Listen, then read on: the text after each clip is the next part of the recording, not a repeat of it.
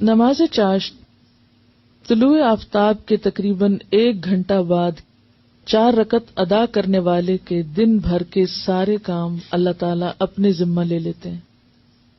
ٹھیک ہے. نماز چاشت کا وقت کب ہوتا ہے؟ تقریباً 1 گھنٹہ بعد سورج نکلنے کے. لیکن اس کا یہ مطلب نہیں کہ 1 گھنٹہ بعد شروع ہوتا ہے اور اسی وقت ختم ہو جاتا ہے. یہ پھر آگے چلتا رہتا ہے جب تک زوال نہ ہو جائے. یہی صلاۃ الضحیٰ ہے. ضحیٰ کا مطلب ہوتا ہے نا سورج کا چمک اٹھنا. ایک ہوتی ہے اشراق، سورج نکلنے کے تقریباً 15 منٹ بعد، اور اس کا کیا ثواب پورے حج اور عمرے کا، کہ اگر کوئی شخص فجر کی نماز کے بعد مصلی پر ہی بیٹھا رہے، ذکر اذکار کرتا رہے، اور پھر تقریباً سورج نکلنے کے 15 منٹ بعد 2 رکعت نماز پڑھ لے، تو اس نماز کا اجر و ثواب پورے حج اور عمرے کا ہے. صحیح مسلم کی روایت میں ہے طلوع آفتاب کے تقریباً 2.5 گھنٹے بعد جو نفل ادا کیے جاتے ہیں انہیں نماز اوابین کہتے ہیں. ٹھیک ہے.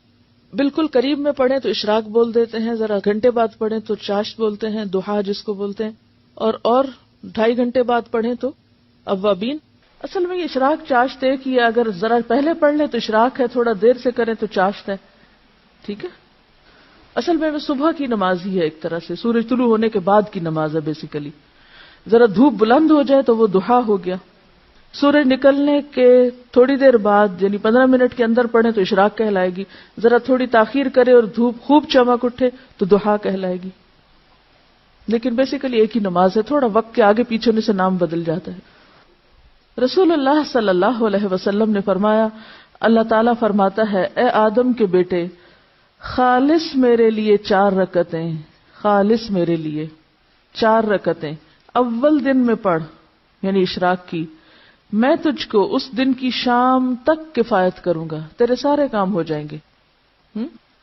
اب آپ دیکھیے کہ یہ جو 4 رکعتیں ہیں، ان میں جو خصوصیت کے ساتھ اجر کے لیے شرط رکھی گئی وہ کیا؟ خالص میرے لیے. اچھا، عام طور پہ ہم نفل پڑھتے ہیں تو کس طرح پڑھتے ہیں؟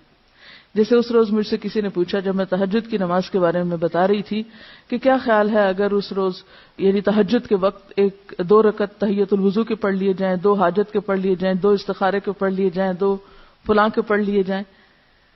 تو بات یہ کہ ٹھیک ہے آپ وہ 2 مختلف نیتوں سے پڑھ لیں، لیکن تہجد تو تہجد ہے. اسی طرح جب ہم یہ نفل بھی پڑھتے ہیں تو عموماً ہم کیا کہتے ہیں، چلو حاجت کے پڑھ لیتے ہیں یا کوئی استخارہ کر لیتے ہیں، یعنی کوئی نہ کوئی غرض ساتھ لگا لیتے ہیں. برائی کچھ نہیں ہے اس میں، آپ لگا سکتے ہیں غرض، لیکن کوئی عبادت تو ایسی بھی ہو جو کسی غرض کے بغیر ہو، یا نہیں؟ ہاں، اپنی ساری غرضیں اللہ کے سپرد کر دینا اور خالص اس کے ہو جائیں، پھر وہ آپ کی ہر چیز کے لیے کافی ہو جائے گا. اصل میں ہمارا ذہن یہ ہوتا ہے کہ جیسے مختلف چیزیں ہمارے ہاتھ میں ہیں نا، ہم یہ کر کے یہ کروائیں اللہ تعالیٰ سے، یہ پڑھ کے یہ کروائیں، اس چیز سے یہ مسئلہ حل کرائیں.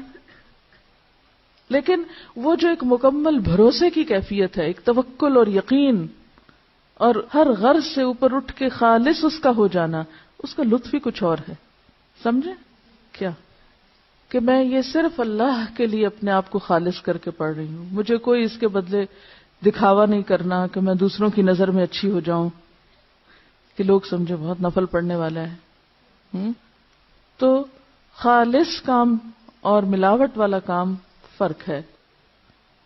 معاذہ رضی اللہ عنہا نے حضرت عائشہ صدیقہ رضی اللہ عنہا سے دریافت کیا، رسول اللہ صلی اللہ علیہ وسلم نماز ضحیٰ کتنی رکعتیں پڑھتے تھے؟ وہ فرماتی ہیں 4 رکعتیں، اور جس قدر اللہ تعالیٰ چاہتا آپ اس سے زیادہ بھی پڑھتے. ام ہانی فرماتی ہے رسول اللہ صلی اللہ علیہ وسلم نے فتح مکہ کے دن غسل کیا اور 8 رکعات نماز ضحیٰ پڑھی.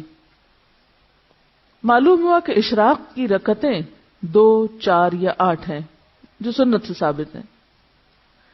حضرت ابو ہریرہ رضی اللہ عنہ نے فرمایا، مجھے میرے پیارے دوست نبی صلی اللہ علیہ وسلم نے 3 چیزوں کی وصیت کی، جب تک میں زندہ رہوں گا ان کو نہیں چھوڑوں گا.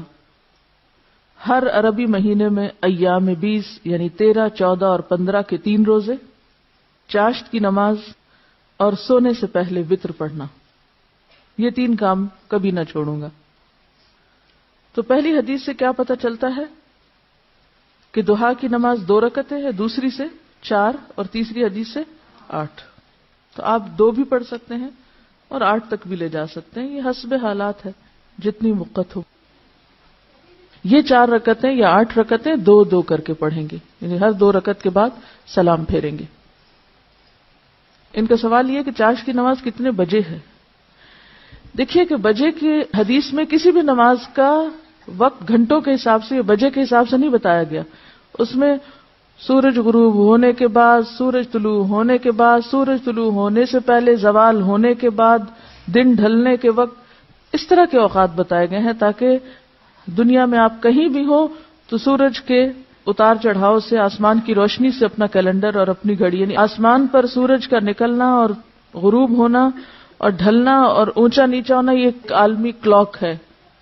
آسمان آپ کے لیے کیا ہے؟ کلاک. اور اس کی سوئی کیا ہے؟ سورج. ٹھیک ہے, تو ساری نمازیں اسی سے کسی نہ کسی طرح جڑی ہوئی ہیں, حتیٰ کہ عشاء کی نماز بھی جب روشنی ختم ہو جائے. ایک بات میں آپ کو پتہ کی بتا دوں دین پر عمل کرنے کے سلسلے میں, جس میں آپ کو بڑی سہولت ہو جائے گی. سمعنا واطعنا, سورج نکلا ہے, ایک نیزے برابر ہوا ہے, پڑھ لو, بس پڑھ لی. 2, 4, 8 بس ٹھیک ہے. اگر بہت ڈیٹیلز میں جائیں گے, اب اگر اگلا سوال آپ کا یہ ہو کہ صورتیں اس میں کون سی پڑھیں, کتنی طویل ہو, سجدے کتنے ہوں, مشکل میں پڑھتے جائیں گے.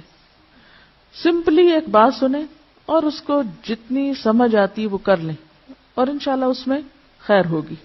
پس جب آفتاب طلوع ہو کر ایک نیزے کے برابر بلند ہو جائے تو اس وقت نوافل کا پڑھنا نماز اشراق کہلاتا ہے, یعنی تقریباً 15 منٹ کے بعد.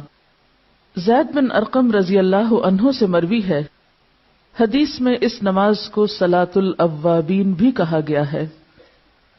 اوابین کا لفظ اواب سے ہے. اواب کا کیا معنی ہوتا ہے؟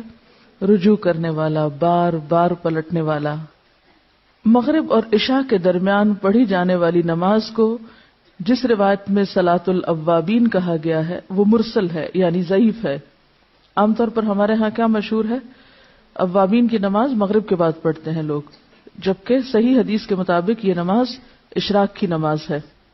اور یہ جو بار بار پلٹنے کی بات ہے نا, اب یہ ہے کہ جیسے تہجد کی نماز کے لیے اللہ کے حضور حاضر ہوئے, پھر فجر کی نماز کے لیے پھر پلٹے, تو پھر اشراق کی نماز کے لیے, تو یہ بار بار پلٹنا جو ہے یہی دراصل اواب ہونا ہے.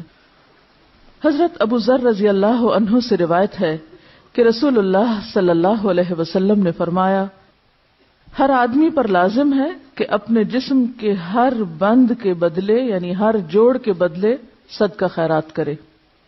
بس ہر تسبیح صدقہ ہے, یعنی سبحان اللہ پڑھنا, ہر تحمید یعنی الحمدللہ کہنا صدقہ ہے, ہر تحلیل یعنی لا الہ الا اللہ کہنا صدقہ ہے, ہر تکبیر یعنی اللہ اکبر کہنا صدقہ ہے, امر بالمعروف صدقہ ہے اور نہی عن المنکر بھی صدقہ ہے.